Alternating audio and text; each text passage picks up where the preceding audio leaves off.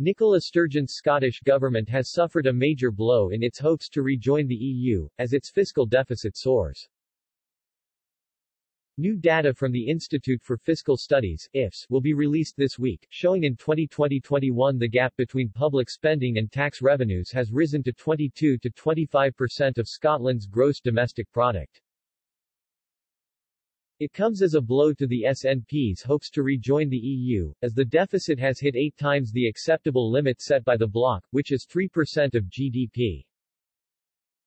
The EU has suspended its fiscal rules during the pandemic. The IFS said the rise in GDP in cash terms represents a deficit of more than £40 billion. Scotland's gap is nearly 3 times the level of the Scottish deficit the year before, with 2019-20's levels at 8.6%. It is also higher than the UK deficit of 14.5% for the last year. Scotland's deficit marks a peacetime record high, and is in part due to high public spending due to coronavirus and a fall in revenues accrued by North Sea oil. Murdo Fraser, the Scottish Conservative finance spokesman, responded to the figures published in the Times. He said the SNP would struggle to join the EU and added, Nicola Sturgeon cannot answer basic questions about the finances of an independent Scotland, and on this evidence, no wonder. The spokesman also suggested the IFS figures laid bare the bleak reality of the chasm between tax revenues and public spending.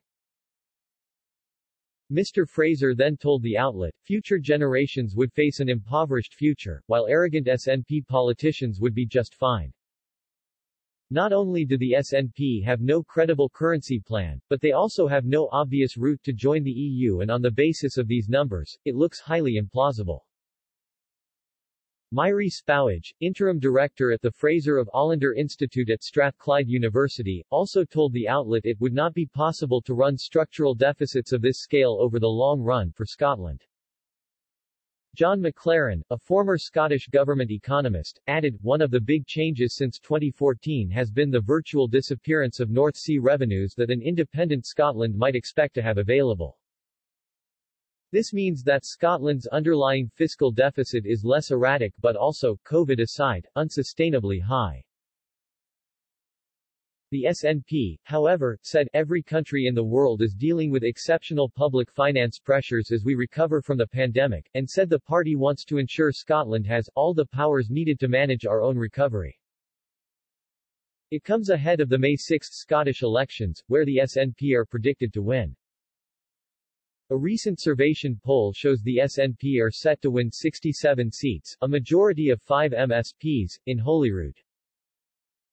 Carried out from April 20 to April 22, and surveying 1,037 people over 16 in Scotland, it showed the SNP on 50% in the constituency vote and on 35% in the regional vote. Scottish Labour is on 21% and 22%, but the Tories are set for 21% and 20%. It also follows Ms. Sturgeon, not denying a hard border between Scotland and England would be erected if the country joins the EU when independent. The First Minister accepted current EU regulations meant that inspections of goods and livestock would create a need for physical border posts. But she stressed that Scotland would try to negotiate arrangements to keep trade flowing easily across the border, so businesses did not suffer as a result. She added on BBC's Andrew Marr show, I am not denying what the EU regulations say. I'm not denying that because of the absurdity of Brexit, all sorts of issues are raised for Scotland completely against our democratic will.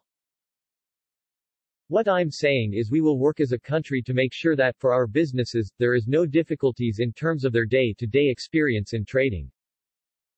Quote,